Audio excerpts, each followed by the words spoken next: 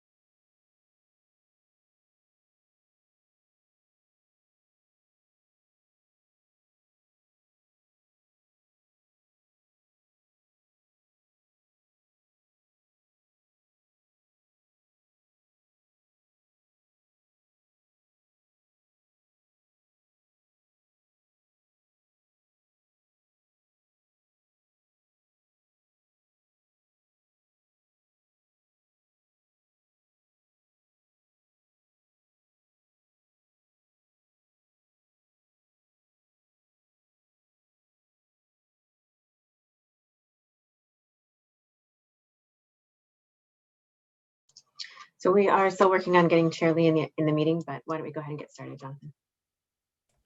Okay. Sounds good. Good evening and welcome to the Housing Element Info Session for Community Organizations. It's one of several meetings that we've had and will continue to have to provide information about the housing element and answer questions from our stakeholders. An important stakeholder group is represented and in attendance tonight, and that's our community organizations who do a lot of good work in the city and for Lafayette. So tonight is all about providing information and answering questions. We're still at the beginning stages of the housing element. So it's important that we all have a baseline understanding of our opportunities and constraints before we make decisions. So before we go any further, let's introduce our panel. I'll start, then Sarah, Diana, Greg, and then Beth.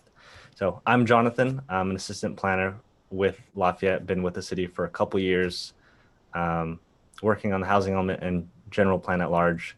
And you'll hear my intro again in a few minutes. Sarah? I'm Sarah Allen, senior planner with the city of Lafayette. I've been here for 14 years. I'm Diana Elrod. I'm the city's housing consultant, and I've been working for the city for about 16 years. I'm Greg Wolf, the planning and building director. My 24th year with the city. Hi, welcome Lafayette community. I'm Beth Needle. I'm the Executive Director of the Lafayette Library and Learning Center Foundation. I'm the representative for the General Planning Advisory Committee, Gpac, and tonight I'm also the Community Organizations representative.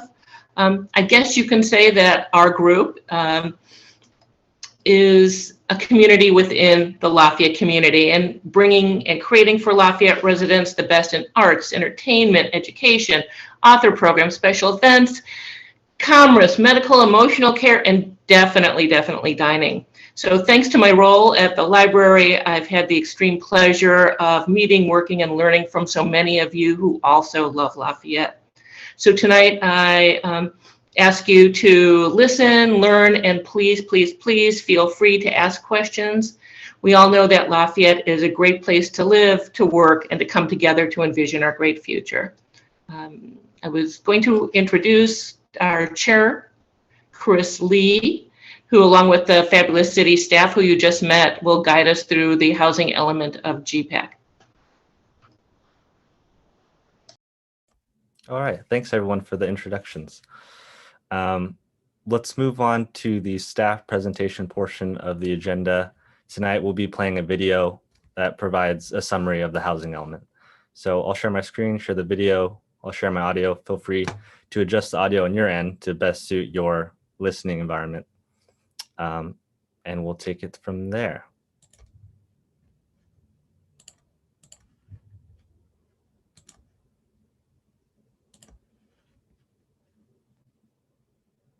Hi, my name is Jonathan. I'm a planner with the City of Lafayette, and today's video will serve as an introduction to the housing element of the general plan. We'll cover state law requirements like the Regional Housing Needs Allocation, RHNA, the BART rezoning bill, AB 2923, local housing needs, the timeline that we're working with, and most importantly, community engagement. Feel free to click the timestamps below if you're interested in a particular topic, or you can join us for the entire video. Let's get started.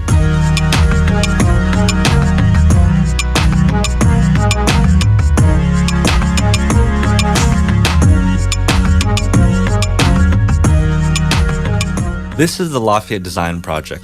Published in 1961, it set the stage for decades of careful planning to envision how Lafayette would grow. The community's current master plan, also known as the General Plan, was adopted 41 years later in 2002. The new General Plan will be the blueprint for how Lafayette will look, feel, and grow over the next 20 years. It will determine how the city shapes decisions on everything from growth, land use, housing, circulation, open space, noise, safety, and infrastructure. While these topics are discussed in separate chapters called Elements in the General Plan, they are all interrelated, and together they will shape growth and development policies for the next 2 decades. So think about this. 20 years ago, when we last did our general plan, there were no cell phones, there was no internet. And so we need to update this. And the things that are new to refresh is we have climate change, for example. We have new overflow traffic from Highway 24 from mobile apps. We have diversity and equity and inclusion issues that we want to include in this new general plan. Lafayette's last comprehensive general plan update was completed in 2002 with a 20 to 25 year horizon. The City Council has initiated this current update to address the current and future needs and values of the community. The current general plan encourages the development of a variety of housing for people of all incomes, preservation of neighborhoods, and housing opportunities for all, regardless of race, age, gender, sexual orientation, marital status, or national origin.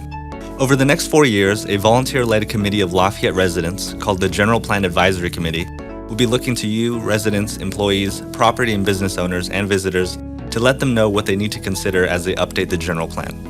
The process includes an intensive engagement effort with many ways to get involved. The Gpac and city staff will be hosting public meetings and informational sessions, community workshops, surveys, quizzes, walking tours, and much more.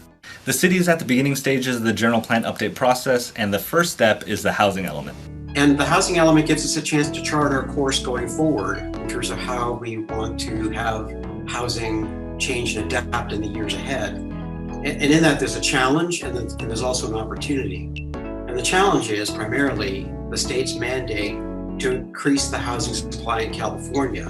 And we, like every city in this state, have a mandate to come up with more housing. The California Department of Housing and Community Development, or HCD, sets the number of housing units a regional government needs to plan for in the next 8 years. These 8-year periods are called cycles, and we are currently in the 5th cycle, preparing for the 6th. The state issues overall numbers to each region, and each region allocates numbers to each local jurisdiction. This is called a Regional Housing Needs Allocation, or RHNA, pronounced RHNA. In Lafayette's case, HCD gives a number to the Association of Bay Area Governments, known as ABAG, who then develops a methodology by which each jurisdiction in the 9-county Bay Area will receive its allocation. The city is not required to build this number of units. The market does that. Rather, the city must ensure there's enough land zoned at appropriate densities to accommodate the RHNA. The overall number is split into 4 income categories: very low, low income, moderate income, and above moderate income. What do these terms mean, and what is affordable housing? In Contra Costa, the median income for a household of 4 was $119,200. A very low income household of 4 would make 50% or less of this amount, a lower income household at 51 to 80%, a moderate income household at 81 to 120%, and an above moderate income household over 120%. Almost all of the housing built in Lafayette are in the above moderate income category. Lafayette's RHNA allocation for the 5th cycle housing element was 400 units. Given the statewide shortage of housing, particularly affordable housing, the Bay Area's allocation has more than doubled for the 6th cycle, and Lafayette's draft allocation is expected to be 2,100 units. ABAG will issue updated allocations in the spring of 2021 once HCD signs off on the draft methodology adopted by ABAG. State law requires that the housing element contain a site-by-site inventory of land suitable for development of all housing types, including multifamily. As has been the case for the last 2 housing elements, staff has conducted a city-wide review of parcels that are either vacant or underutilized to discern if these sites are appropriate for development. These sites may or may not be developed into housing, as the choice, and always will be, the owner's decision. Some factors considered in the development of the site inventory include, but are not limited to, whether a site has an underperforming use on it, whether the site's topography makes it suitable for housing development, and whether the site is of sufficient size to be developed for housing. To meet its housing goals, the city will need to increase densities in several areas of the city. This is also known as upzoning. Let's take the downtown for example, a majority of which has a density of 35 dwelling units per acre. This means on a 1-acre parcel, a developer can build a maximum of 35 dwelling units, whether apartments, townhomes, or condominiums. Upzoning involves changing the zoning designation of a parcel to allow for an increase in dwelling units per acre. How that increased density looks depends on a number of factors, including existing design standards, the size of the lot, and the size of the units. Upzoning any parcel in the city is expected to garner some level of public interest. Does the city concentrate development in downtown? Should density be evenly distributed across the city, or should we only increase density near BART? Where, how, and to what extent the city increases density to accommodate the plus 2,000 units will be a key conversation for the housing element update. AB 2923, signed into law by the governor in 2018, requires that properties owned by BART around its stations be upzoned by local jurisdictions to at least 75 dwelling units per acre and at least 5 stories in height by July 1st, 2022. The BART parking lots totaling about 11 acres on Deer Hill Road will need to be upzoned to accommodate approximately 825 units, or these units will have to be built somewhere else. Rezoning these parcels for compliance with AB 2923 will also aid in reaching our RHNA allocation. The housing element will discuss much more than just the state law requirements like AB 2923 and RHNA. It's also a great opportunity to come together, look at our existing housing stock, and assess our needs moving forward. The community will collaborate on programs to expand housing opportunities to those with lower incomes, seniors, persons with disabilities, and the homeless. It's an opportunity to brainstorm ways to incentivize developers to include more affordable housing in their projects and to help promote the construction of accessory dwelling units. The reason the housing element is being updated first is because Lafayette must submit its draft housing element to the state by the end of 2022. The housing element is the only piece of the general plan that is legally required to be certified by the state.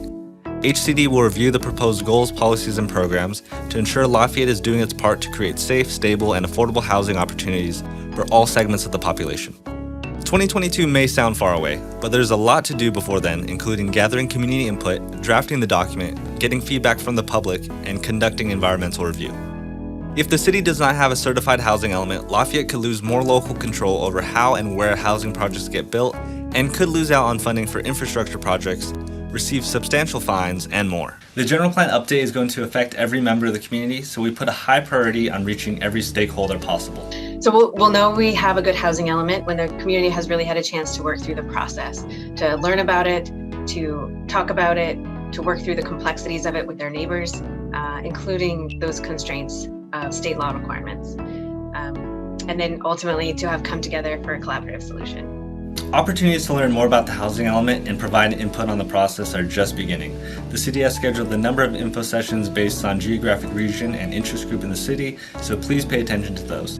Feel free to visit planlafayette.org for those login details, and also visit our engagement platform, Engagement HQ, to participate in our weekly activities like polls, surveys, quizzes, and mapping activities. Thanks for joining us in the housing element video, and we will continue with the general plan. And I think that Lafayette rises to the occasion, and I'm sure we'll come up with something that works well for our community.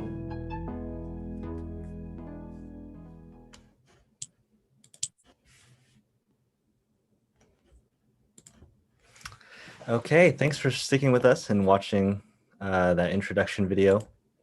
We'll move on to the Q&A portion of tonight's agenda. Just a couple things to keep in mind. One is that it's Q&A, so question and answer. So we look forward to hearing your questions. If you have a comment or an idea about housing, we do want that. We need that comment. We need that feedback. And we've created a space just for that. That's our digital engagement platform, Engagement HQ. I'll show how to navigate to that a little bit later. But in short, visit planlafayette.org and click on Engagement HQ.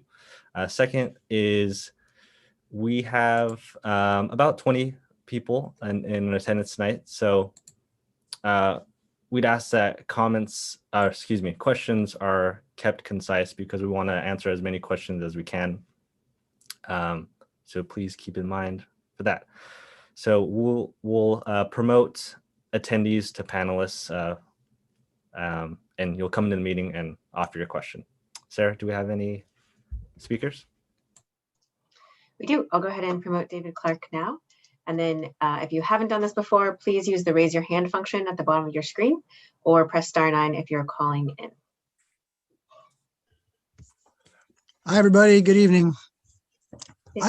I've got several questions, but I don't want to be a pig, so maybe I'll go for two.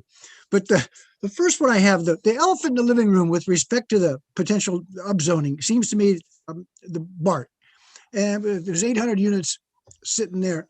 Is part of your plan to address that before you first? In other words, toggle that switch and say, yeah, we're going to upzone, so we only need to look for another 1,300 units? Or are you going to try to do everything at the same time? That's one question.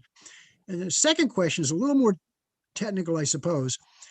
If we go through the upzone process, and I'll pick some numbers. If there was a 35 unit per acre limit, let's say we double it, just to keep it simple. It goes to 70 acres per unit, and then that developer wants a density bonus. Does the density bonus apply to that new total? Do you get a new baseline for application of the density bonus as well as the additional units that would be available via the upzoning? Period. Thank you. Great questions. So with respect to the BART and the housing element, were we to, I think your term is toggle switch on BART and upzone that, the 75 dwelling units per acre would get us, I think, around, with a realistic capacity, around 800 units. And so that only gets us part of the way there. So we will be considering not only the BART site, but the downtown and some adjacencies, and studying them all through the CEQA process and through the iterations of the public hearing process. So it's going to be one collective solution, and they're not going to be done serially. Your second question, please remind me. Just whether the density bonus would apply in my example to 70 units or 35. Well, whatever. But. Right now. Density bonus always applies to whatever the zoning and general plan allow at a given site. So it's always on top of it. And the concept being that the developer is producing, building affordable units, and there is a cost to doing that. And then the state has said that in order to balance that cost, they would get additional market rate units. And so the greater number, the greater percentage of affordable, the greater the bonus would be. And similarly, the deeper the level of affordability, if they made them very low, for instance, that would similarly have a greater impact on the density bonus. Looks So like you need that. to anticipate that a little bit when you figure out the upzone number or whatever. Well, I just want to say just to clarify that if the situation were to upzone to 75 units per acre, then it would be on top of that, the density bonus. Unfortunately, because the density bonus is an elective for a developer, we can't assume that a developer will be seeking a density bonus in order to determine what our upzoning would be. Yep. So Understood. there's kind of a fine juggling act between what we think will happen versus what a developer might want to do. Exactly. Thank you. And following on the density bonus, we can't anticipate and claim that it will be used because we just don't know that up front. So there's essentially two time frames associated with RHNA. There's the upfront planning for the RHNA allocation, which we are engaged in now and will need to complete by essentially the end of next year. And then throughout the rest of the 8-year cycle, we have to report out on the community's progress towards actual construction. We can't assume those units in the planning stage, but we can count them if they are produced through density bonus as we report annually. Okay, understood. Thank you. David, you mentioned you had additional questions. I don't see any other hands raised at this point. Okay, here's one. Here's one. Is anything, as far as the upzoning, is anything sacrosanct? Like, for example, single family residence. I mean, is that something, it's not like the third rail, you're absolutely not going to touch it, or is everything on the table for consideration? And the reason I asked, I hadn't thought about that. So there's an article in the Chronicle last Sunday that both Berkeley and San Jose have effectively done away with single family residence zoning. They haven't done away with it. I think they would just allow more than that on a particular parcel. In other words, a parcel wouldn't be restricted to only single family resident. And you know what was interesting too, just parenthetically, was that I thought I looked, that's up Berkeley. Oh, that's interesting. But the first city in California to adopt single family, according to this article in 1961 was, can you guess? Berkeley. So anyhow, I just wondered if there is anything off the table at this point anyway, potentially. So nothing is prohibited from being on the table. So I think it behooves the community as part of this process to look at the universe, the full potential solution set. But historically, the last general plan committed to focusing new growth in the downtown near transit, goods, services. So I would anticipate that the bulk of units would be in or close to the existing limits of the downtown. Yeah, that'd be good because it'd be easier for everybody to take advantage of the Creekside trails there. But I will say this, we have seen a marked uptick in accessory dwelling unit applications. So, you know, they would be in the high single digit, low double digits for many years. And we have seen that double and potentially triple. So we do anticipate being able to accommodate a fair number of new units through accessory dwelling units throughout the community over the 8-year period. Well, that's great. I mean, that's a real plus, it seems to me. Okay. Thank you, Sarah. Hands raised now. Okay. So I'll let Grace in. Thank you. Thanks, David.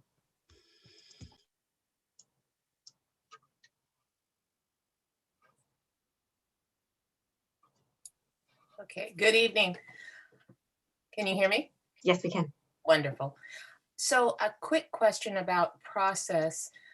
At what point during the rezoning could the city or would the city be able to change the requirements for the landowner to have some community space within the development? Oops, sorry. So here's the background of my question. I am now downtown, according to Gpac. I'm on Monroe. And we are very close to the Madison project, which made a decision to not have any community space in the center of their development because they said they wanted to decrease the footprint of the building. So those 71 units do not have a community space. So my question is, could the city start to require community spaces within large developments? Am I making sense? And if the city would be interested in doing that, at what point could they do that? Is that now, when the zoning is being rewritten? I'm just concerned because we are a park poor community. Buying land is very, very tricky for the city, even though we won't give up. But there is very little reason for a developer to want to include community spaces now, because they can easily build another 40 units, say, where that old community space thought process would have originally been laid. And in fact, they will get bonuses to not have community spaces. I think perhaps a waiver maybe is the word you're looking for, but Greg, yes. Maybe Sorry. Yeah. Is objective standards, is that something potentially that could be incorporated as objective standards? Or well, certainly the city has had for many years on the books the requirement for private open space to allow to have the project have open space, be it for each individual unit or collectively for all of those units, to serve those residents. Those sorts of requirements on the books. It's a different animal to require a developer to essentially give to the public a community space.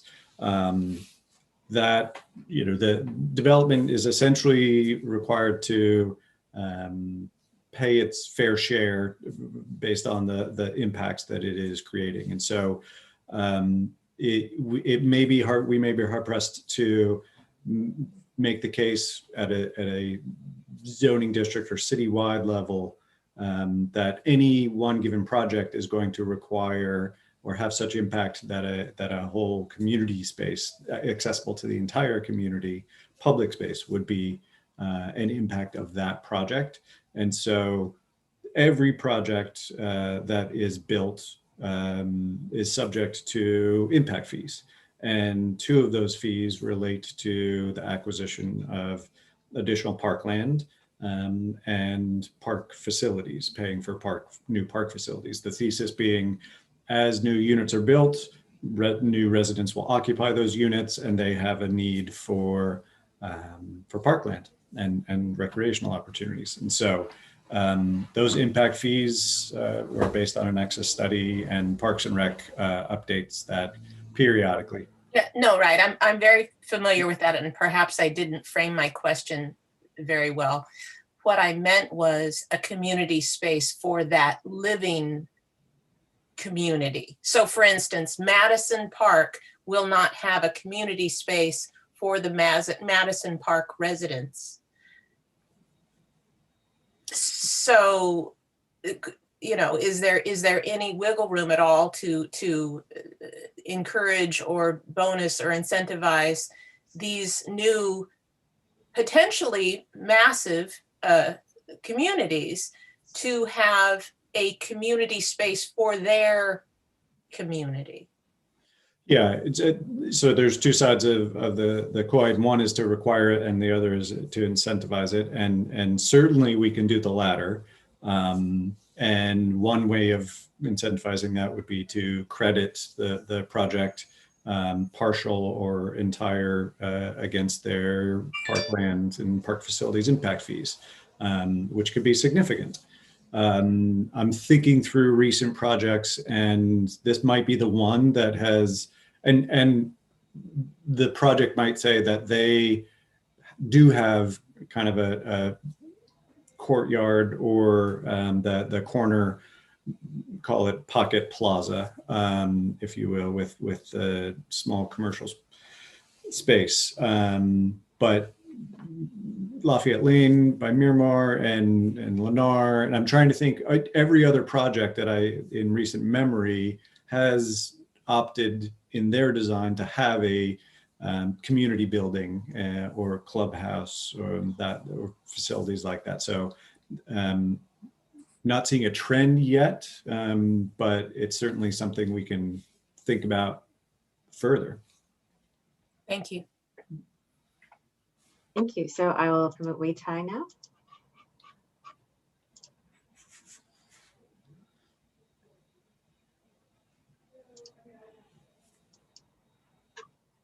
Hi there, everybody. Good evening. I'm Wei Tai Kwok, and I live over on Oak Hill Road near the BART station. So first of all, a great video that you guys showed just now. I thought it was very succinct and very, very helpful. And so my question actually is on the video there related to the BART parking lots. And just to confirm my understanding is that the video said that state law requires the city to upzone BART-owned property by a certain date. Looked like sort of on the second half of this year, you have to already do something, and that the requirement is a minimum 75 DU of 5-story minimum also. So I just want to clarify, is that, are we intending as a city to comply with state law and meet those deadlines and at a minimum upzone to that number as a baseline? And therefore any community discussion about the BART lot is about further than that. Are you considering options to do something that would be 6 or 7 stories high or higher density than that? Is that something that you're looking for public input on? So just 2 questions. Is that the correct understanding of what the city's definitely going to do to comply? And is there a discussion about going beyond the minimum? Very good. I would say it is our obligation as a local government to comply with state law. And so that is our intention moving forward, is to bring options to the community and the city council that do that. The bill was crafted to allow recognition by a local jurisdiction if the subject area is in a very high fire hazard severity zone, which it is, based on CAL FIRE mapping, to choose not to upzone that, but to accommodate the units and the growth that would happen on those properties elsewhere in the community. So it's it would be a shifting of those either units or office space, and not that we would no longer have to comply. It would just be a relocation of those units. And then your second question again, I'm sorry. Well, I guess that, so one path is to say, due to the fire zone issue that we don't want to build there, we'll push those 800 units elsewhere into the city. The other would be to go ahead and upzone that to 75. The minimum required, but could you do more than the minimum of the 5 stories? Could you do 6 stories? Could you do 7 stories and have 100 or higher DU density in that area? Yes, the TOD, transit-oriented development standards developed by BART, are the minimum. So the community could decide to go above that and accommodate more housing or more office space. And there is a recognized need for additional office space in the community. All right, thank you. You're welcome. Nice to see you. Okay, I'll promote Daniel.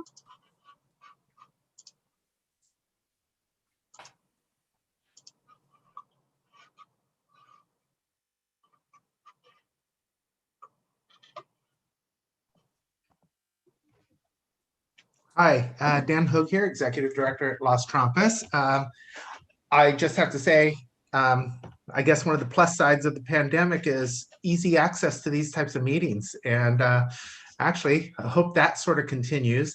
As an employer in the area, and I know the focus on this one was looking at the community businesses and getting the feedback there. I'm wondering if on the housing, I know that a lot of employees who do direct service for us, as well as those who work in the restaurant industry and so forth, really can't afford to live in Lafayette. And I'm wondering if there's going to be any incentivization from the city to increase or have developers increase the number of very low to low income housing in the area to support those individuals. And then on a second note, and I think, Greg, you sort of addressed some of this, and that is, when these developments are actually being made, is space for also including commercial space for me, increasing accessibility to within walkable distance of things like grocery stores and the necessities for those people who would be moving into these particular locations. So I'm just hoping there's some incentivization for some very low or low income. And I have to say, the project that's going in on First Street, thank you. We're addressing developmental disabilities. Yay. Thank you. And I think that really helps move things in this particular direction of inclusion. So I look forward to your answers. Yes, so you're referring to Lafayette Lane by Miramar, which was recently approved by the City Council, and it includes 38 units of below market rate. So it serves a income category as well as the intellectual and developmentally disabled community, which both of those communities are very much in need.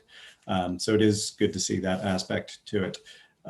So with respect to affordability and creation of new units, since 1994, when the city created a redevelopment agency, we have had an inclusionary housing requirement. So 15% of the new units that are built in the downtown have been required to be made affordable to below market rate income households, 6% very low and 9% low or moderate. And that has evolved slightly over time, but that percentage persists. The state dissolved redevelopment in 2012. And with that went away our tax increment financing. So as property values in the downtown went up, we could use that tax increment to do benefits and projects in the downtown, in the redevelopment area. And 20% of those funds were dedicated and restricted to affordable housing. So there was a funding source. That went away in 2012, and the state has yet to establish what has been termed redevelopment 2.0 or some other form of financing. And financing is a huge and critical issue to the creation or lack thereof of affordable units. So with the dissolution of redevelopment in 2012, the City Council moved to adopt a non-redevelopment inclusionary housing ordinance. And so those same percentages were created throughout the downtown. So that same program and requirement persists to this day. And state law has changed, which now allows us to apply it both to for sale units, which we always have since '94, but now also for rental units as well. And there's minor differences between those two. But so in terms of incentivizing, there's that requirement. We do have a density bonus ordinance, which is consistent with state law, which says for deeper levels of affordability or increased percentages, there are incentives essentially in the form of additional density. So you can get some additional market rate units, as well as concessions and waivers. So direct features that would make the bottom line for the project pencil to provide those additional affordable units, or relief with respect to objective standards like setbacks or open space or height limit, those sorts of things. So something for the community to consider moving forward is if there is a need and desire for additional affordable units, we could consider increasing the required percentage from 50. Yeah, and I hope that that might be the case, because it's great with the Lafayette Lane that, you know, a lot of the participant or potential participants that would attend a program like Las Trampas can afford to live in Lafayette. Just hope that the staff can in the future too. So thank you for taking that into consideration. Yay, thank you. Thanks. I will bring in Brian now.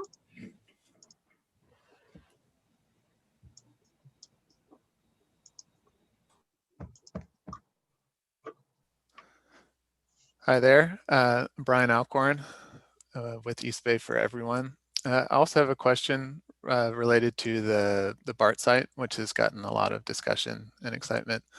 And that being, yeah, I guess there's a lot of sort of references to the potential of that site. But if you go to the BART TOD work plan, it shows the Lafayette site as being in their work plan developed beyond 2030, which would be outside of the sort of sixth cycle, RENA cycle that we're in. So I guess my question is, are you all engaging with BART to sort of move that up in the queue where it would be developed before 2030 and sometime within this cycle?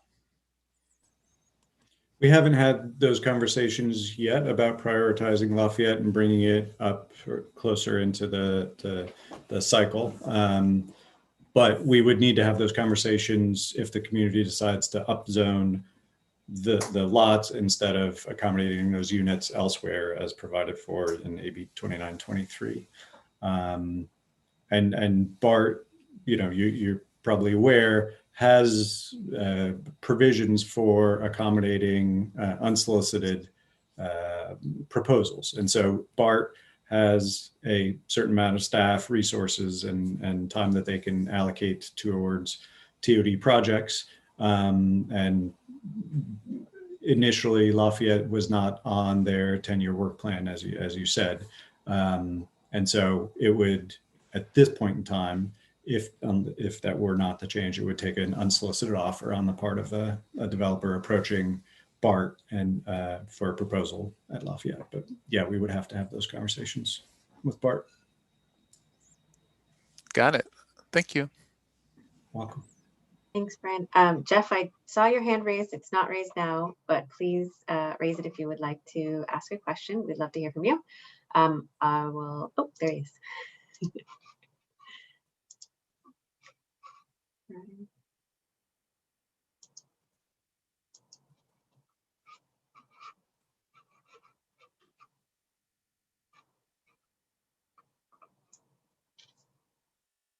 Hey, Jeff, you're in the meeting if you want to go ahead and unmute yourself.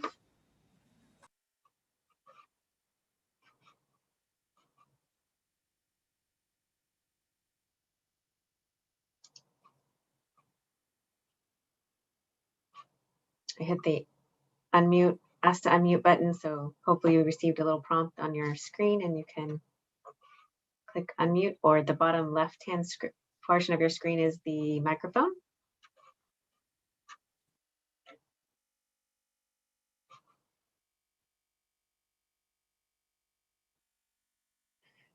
Okay, we will let Martha in for the moment, and then when Jeff gets his microphone. There we go. There we go. Okay. It just popped up at me. Great. Gosh, I don't know where to start. This is so much more difficult than bringing in a set of plans and getting an approval process going and building houses. I guess one of my questions is, I looked at the major improvements projects on the website today, and there certainly is a variety of projects in construction, completed, under review. And I'm wondering, I came up with, and these numbers may be a little off, but I came up with a number of 981 units in that list of projects that are now at various stages in Lafayette. And in that 981, give or take some, there were 172 below market projects.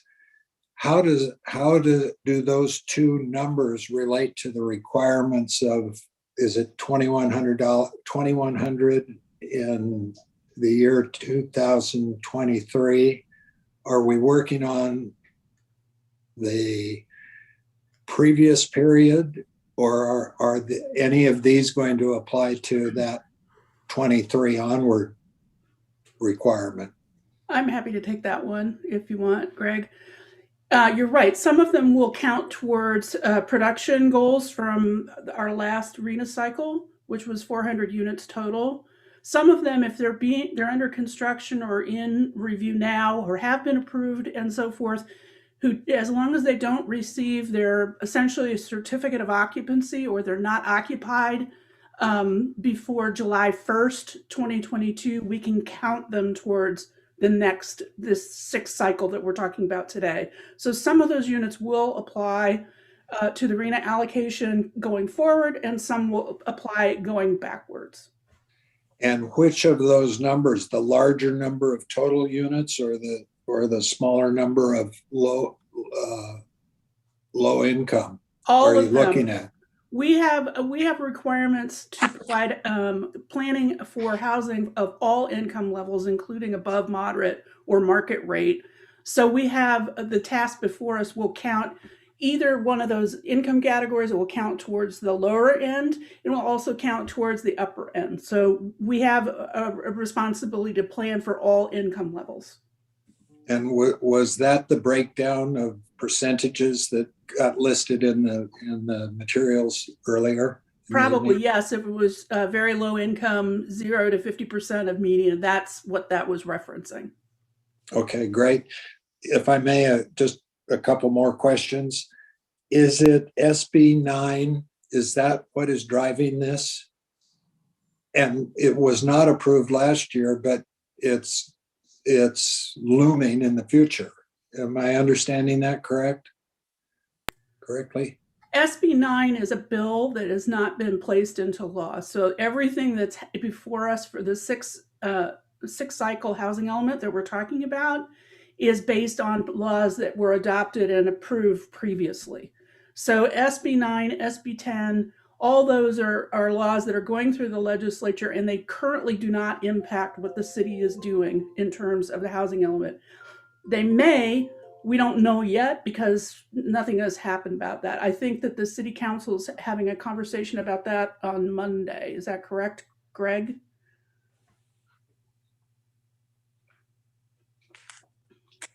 With respect to a legislative update from Towns and Public Affairs on pending bills, I would need to check the agenda. Okay.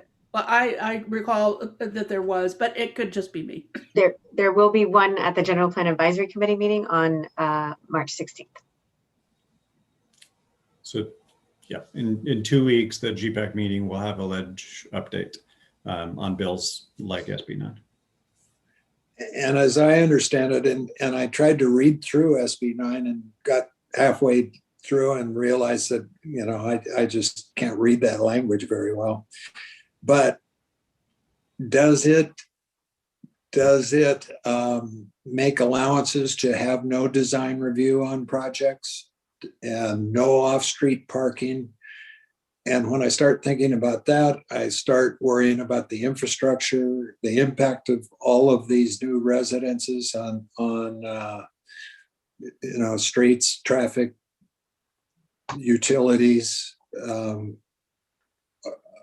Are there ways around other than, well, what would the impact of if Sb9 does not pass?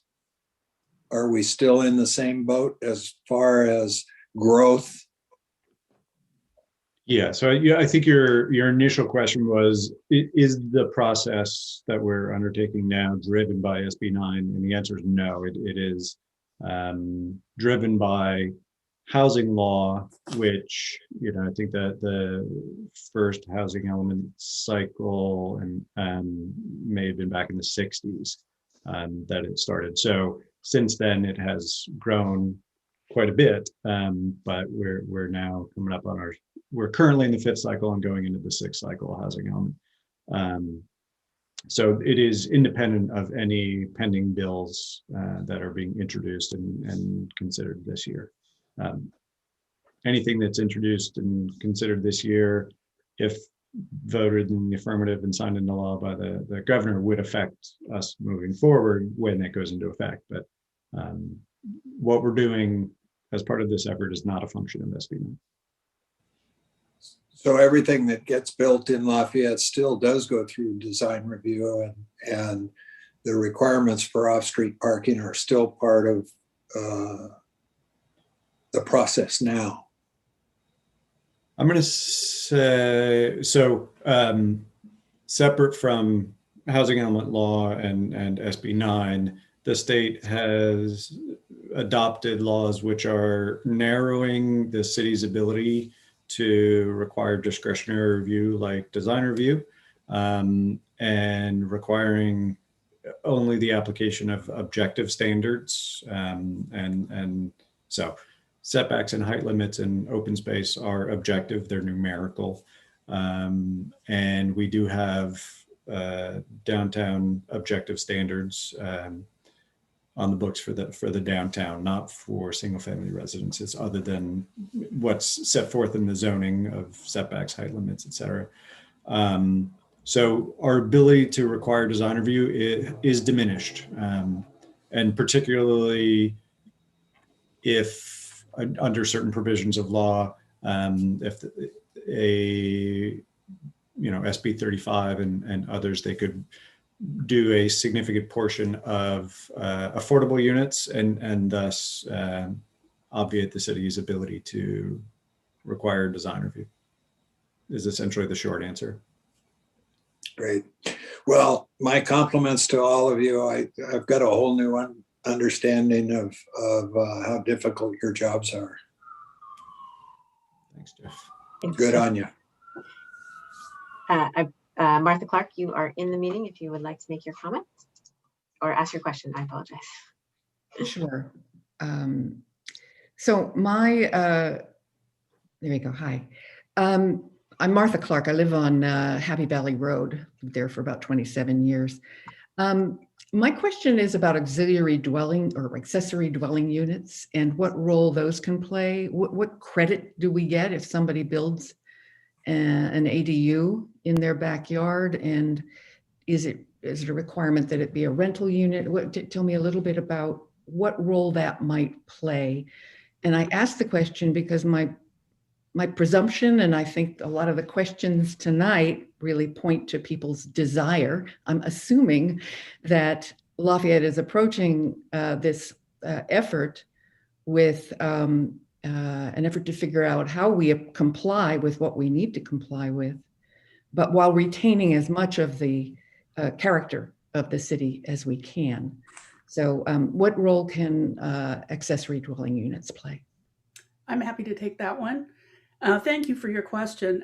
The state did not used to allow cities to include accessory dwelling units as part of meeting their RHNA obligations, their housing obligations. However, because it's now easier for homeowners to develop them, the state has said we can count towards planning for the units, and we can count them that we apply towards our prior RHNA allocations.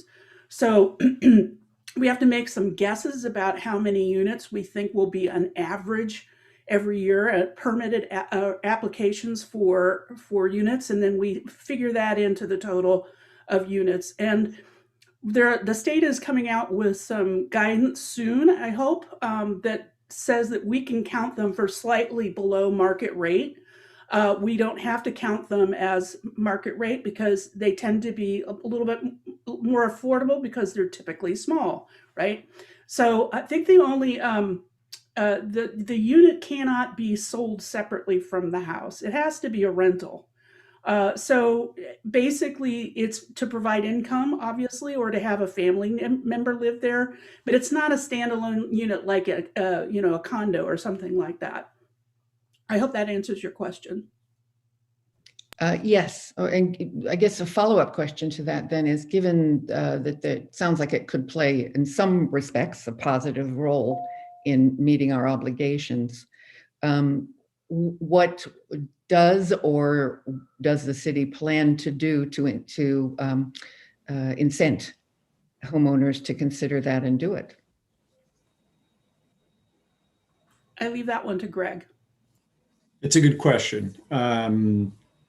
Thus far, the incentive is the ease with which one can get permits to build not only an accessory dwelling unit, which can be up to 1,200 square feet and attached or detached from the main residence, but there are provisions for also a junior accessory dwelling unit, which are smaller and have even more minimal requirements under the building code and for cooking facilities, which is essentially carved out of the existing house. Like if there's a master suite that, for instance, in the circumstance of some empty nesters who just they don't need the full house anymore in the family, they could make a master suite and put in some minimal cooking facilities and have that be a junior accessory dwelling unit. And so in theory, you could have not in theory. In actuality, you can have a main residence, an accessory dwelling unit, and a junior accessory dwelling unit. And our webpage, if you visit and put an ADU, the provisions are laid out there. So we anticipate a significant number of ADUs moving forward annually. We've seen a market uptick in that. Thus far, there are competing interests with respect to incentives to produce ADUs. One concept would be to reduce or waive impact fees associated with those ADUs. So for instance, earlier in this meeting, we talked about, I think, parkland fees. Those are applicable, a reduced fee, but applicable to accessory dwelling units, that kind of dwelling unit, just as it is to a main dwelling unit.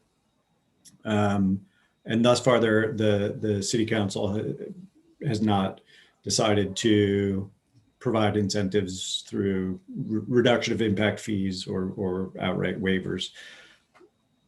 Arguably, those residents who would live in an ADU would also need park facilities, parkland and park facilities. And so those monies from the construction of the unit and the impact fee would go towards that as well. So it's a policy decision, essentially, with respect to impact fees.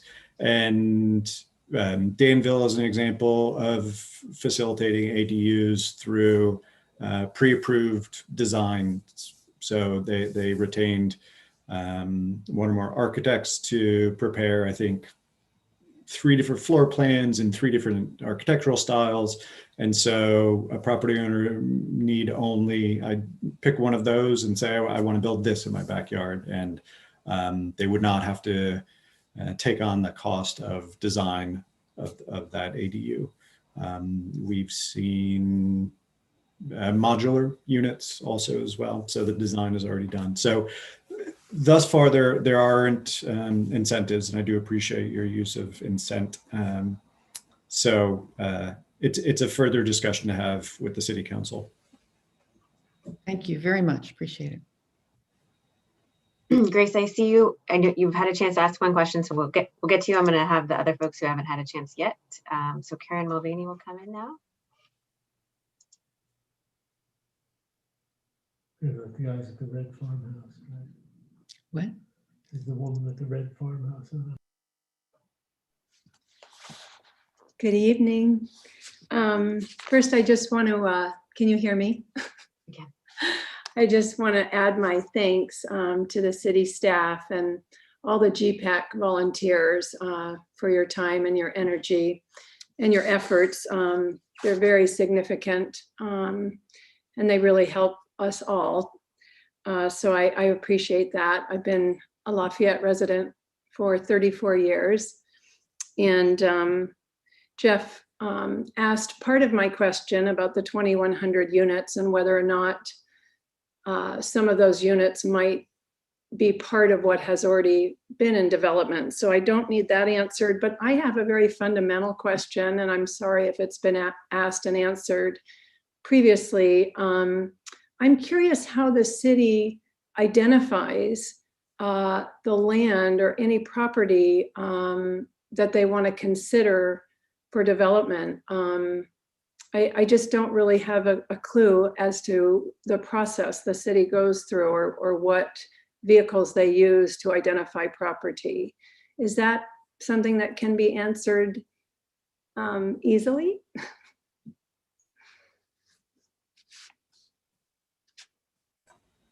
Yes. So and Diana can speak to what we have done. This is her third housing element cycle with the city of Lafayette, and essentially it is starting at a very high level and then zooming in and looking in greater and greater granularity at parcels. And in the end, we will need to demonstrate to the state not general areas zoned at appropriate densities, but actual opportunity sites that could potentially realistically be built out. So something that is recently built wouldn't necessarily be a legitimate opportunity site because there's a significant investment and the lifespan for anticipated lifespan for that building is 50 to 100 years. So there are, I think the guidance document from the state is 44 pages of guidance on how to go, best practices and requirements for identifying opportunity sites. And Diana has kind of coalesced that down to 11 pages.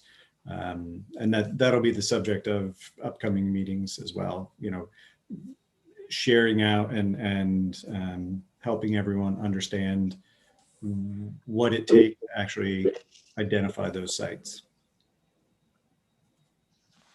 And do you encourage citizens to, if they have knowledge of property that might be available, is that something you're interested in hearing feedback on?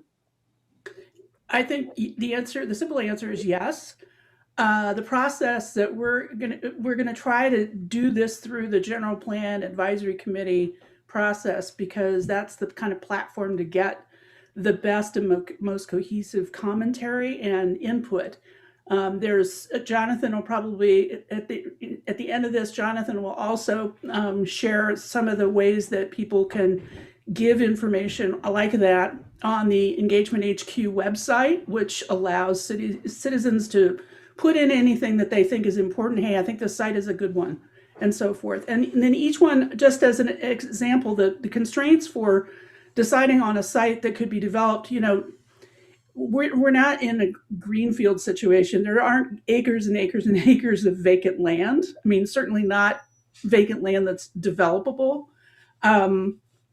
Certainly not for multifamily housing. So we have to look at sites that are maybe underperforming, as the presentation previously said, sites that may be underperforming, that have old uses on them that are no longer needed. There are a number of previously office buildings that have been previously used that were essentially redeveloped for housing. So we have to rely on a combination of experience as well as the direction from the state, and meet some of the requirements of the housing element law, which now includes how can we make sure that this that our housing inventory really helps people in lower income access services and things like that. So it's a big process, and definitely we would love to hear your feedback about that. And so just to follow on that, our responsibility under a housing element law is to set the rules for future growth. And that means zoning at appropriate densities and demonstrating through identification of opportunity sites that it is realistically feasible. But our obligation thus far is not to actually build the units. We don't have, the city is not in the business of building units. We have contributed to affordable projects in the past through those redevelopment funds that I mentioned earlier. Eden Housing being a prime example. That was identified as an opportunity site. It was the old Butler County Dodge dealership. And when that closed down, clearly that was parking lot land that could be redeveloped with housing, and particularly affordable housing. So if we I think correctly identified that as an opportunity site, and if a member of the public knows that that is up for sale, it could be something that a private, either developer with a combination of market rate and below market rate units would work on, or a not-for-profit developer like Bridge Housing or Eden Housing or others. And Eden partnered with the city to do what's called, the project name is Belterre. It's a 56 very low income senior housing at that location. So yeah, we're always happy to have opportunity sites identified, and then if there's opportunity for partnerships with not-for-profits as well. Thank you. Appreciate it. Mayor Kendall will be promoted now.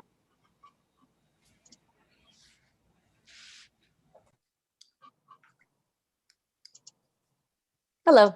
Super quick, the earlier question about Sb9 and Sb10. Yes, just for clarification, we are discussing that on Monday night. And we are basically, both of these bills are redos from bills from last year. And so we are just, basically updating our letters from last year for the new bill numbers. And we did submit an opposed position last year on both of those bills. And so we will see how the council votes on Monday. If you have any opinion about it, of course, write into Joanne J. Robbins at lovelafayette.org and give us your opinion before we vote on Monday. Thank you. Thank you, Mayor Kendall. Welcome. And Grace.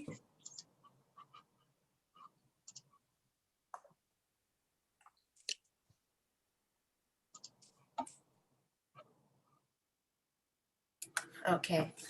I had forgotten to ask one of my questions, so thank you for letting me back in. At what point would there be an opportunity for the public to be educated on the pros and cons of going high and preserving land, or spreading out and preserving view?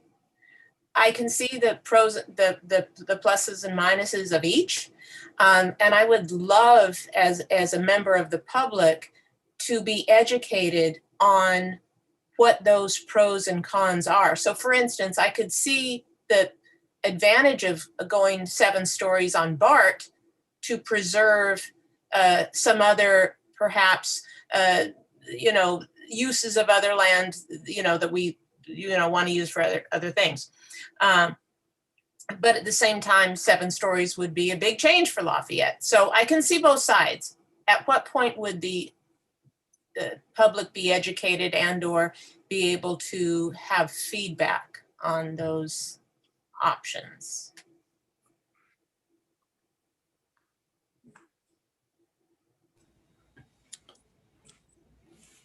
So moving forward, there will be exercises and opportunities to engage what density looks like, and the discussions about trade-offs, very much like what you identified, as well as, well, basically what you identified. So those will be having some additional workshops coming up in the next couple months. And even now you could post to Engagement HQ any thoughts or ideas or questions. So the opportunity is there, I'll say initially, but that will continue to grow as the process moves forward. Thank you. Thank you all. That question has also come up at the General Plan Advisory Committee meetings as well. So there will definitely be an exploration of those types of topics. I'm not seeing any other hands raised at this time. If you do have another question, please feel free to raise your hand now. And if not, we'll go ahead and Jonathan will do a little demonstration about how to get to Engagement HQ and kind of what to look for. Just so everyone, oh, we got one more hand raised. David.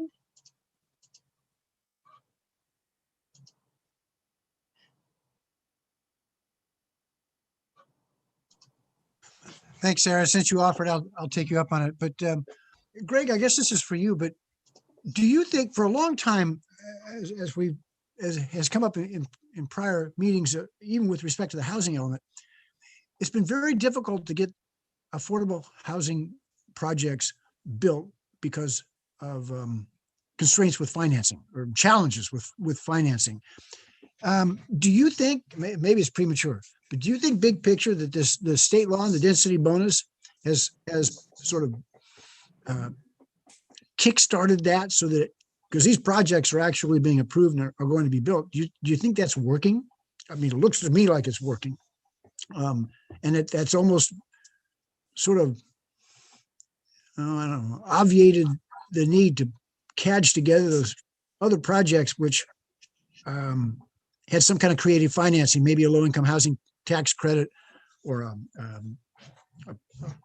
something along those lines. Because I haven't seen those type of arrangements in these last 4 or 5 projects that have been approved in Lafayette anyway.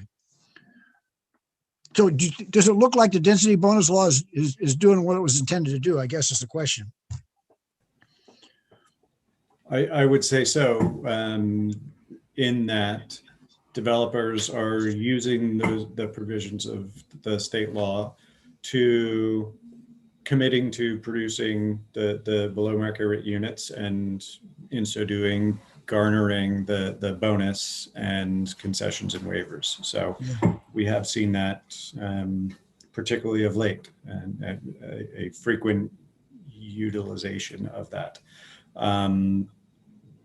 I don't believe that is the solution to producing affordable units, because it is 15% or 20% optionally. I mean, it's up to the developer to choose the percentage at or above 15%. There's still a tremendous need, and our RENA allocation will illustrate that. So it has been challenging, particularly of late, for affordable projects, and by that I mean predominantly, if not exclusively, below market rate units, like Eden Housing's project in Lafayette from approaching 10 years ago, approximately, and I think Bridge did a project in Orinda as well. And so those are, once every 10 years, maybe once every 20 years, that opportunity comes along. And Diana can speak a little bit about what it took to get Eden off the ground, essentially. It took us from the idea that we wanted to do an affordable housing project to actually completion, I would say 8 years perhaps. Yeah. And I think the main issue was actually funding ability. I think that Eden had to go through multiple rounds. But remember that, affordable housing, unlike other kinds of housing, market rate housing, you can have one lender give you the money for construction or permanent financing. But for affordable, you're in a pool with a whole lot of other people looking for the same money. And so as a consequence, you may have 8, 10, 12, 14 different sources of funding. And each one has its own requirements and each one has its own funding cycles. So you can get the money from get a commitment from one funding source, let's say at the state, and then get another one for like tax credits, but not get another one that you need from, say, county government with CDBG funds. And so if you can't get it and you can't pull the money together, then you have to wait again for all these new cycles. You don't just sit there with a pot of money. They basically say, okay, you don't have enough commitments. We're taking the money back from you. And then we have to keep reapplying. I think Eden applied 3 different times, one for 9% tax credits and twice for 4%. And now that they've got higher levels of 4%, it's easier to get that, but it's still, now it's competitive as well. It didn't used to be. So it takes so long, and the holding costs on sites is so expensive. Yeah. It's just astronomical in order to fund one of these projects. And it'll just be clarified that we're talking about 100% affordable projects, right? It's not Exactly. the mixed, where it's market rate and affordable. The density bonus is really meant to offset the costs of the affordable for the developer. And then I don't, you had asked about whether or not it's working, and I think to an extent, and it sort of depends, but not in all cases are people, the developers, utilizing the additional density that's permitted for the density bonus. So I guess it depends. Okay. And I think primarily on financing, which is sort of full circle. Interesting. Okay. Thank you.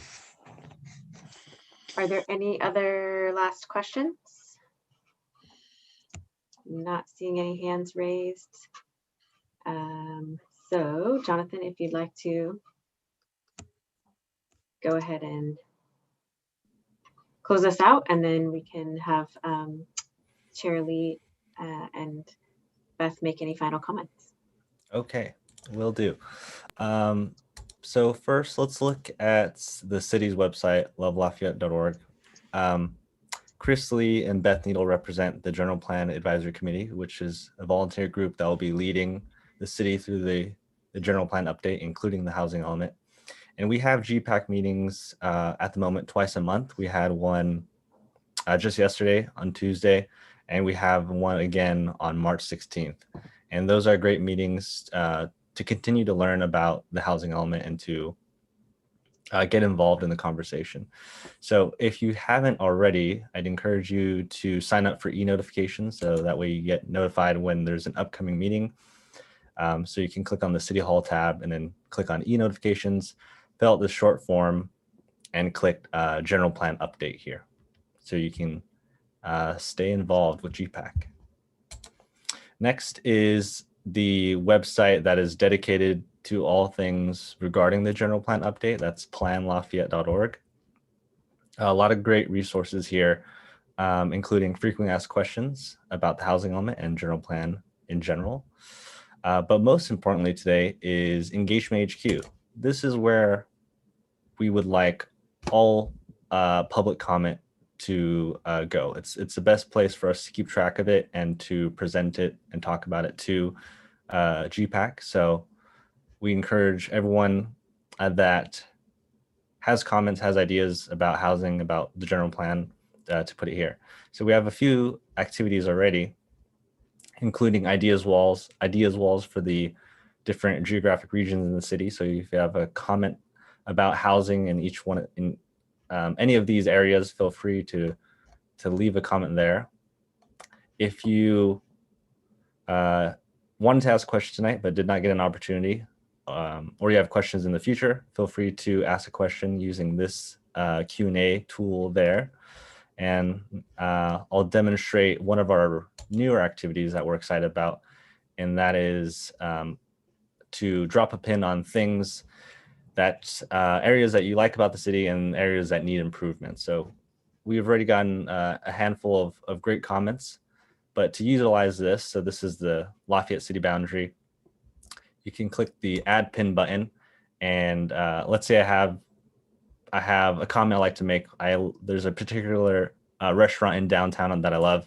So I can click that pin, drop it in downtown, leave a comment, add an image, input your email address and password, and then submit it. Let's say there's something in the city that you want that needs improvement. Again, same process, drag and drop, and you can leave that on the map here. So we look forward to your comments. Please utilize the tools that we've set up and will continue to use on a weekly basis. I think that's it for Engagement HQ. Chris Lee and Beth Needle, if you want to close this out. I did just want to just say that that Engagement HQ will continue to have additional activities and surveys and quizzes and other things to get your feedback. So please check back often. Great. And Chris, why don't you take us out? Okay, will do.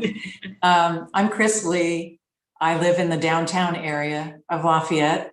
That's why my husband and I moved here. We wanted to live within walking distance of the downtown. We had come from San Francisco. We were used to walking everywhere.